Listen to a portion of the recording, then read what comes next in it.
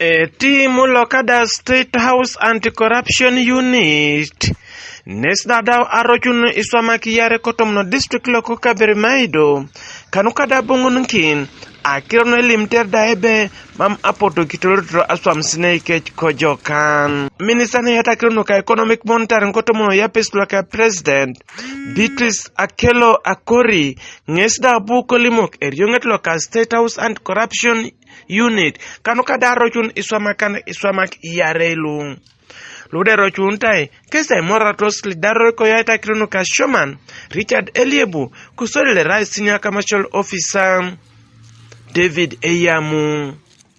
Beatrice Akore Akelo, nesda buko limdaebe. But, we brought a big challenge in Yoga. Because of negligence by those technical officers, especially the district commercial officer who is a 40-point person, and when we tried to give information that there are some other cost circles within Kabaramaido, in Yoga circles. He was even saying that there are others who received money and disappeared and he didn't bother to look for them. And he's just not interested in any work. So we are investigating him, whether he's the one behind those ghost circles. So the State House Anti-Corruption Unit, they are investigating him with the DEO, whereby he has authorized collection of illegal fees of 15,000 from Kanu classes for e-registration, which should have been free.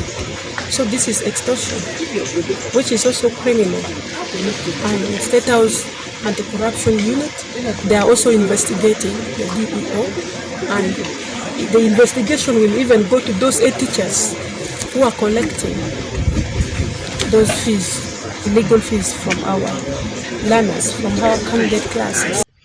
Kauna kada Akacun Eswamak raiber aimor keda ngarno koluka district keda ngarno koluka etem lo ajas kotom na awuyanet kaulo abuakelo kimanman I projectan chelo gitigita lo ajas kotom na district loko kabere maido ide balada ebe ejana kene sebusa kenti alosti akonye Michael Onyinge TV East ko kabere maido district.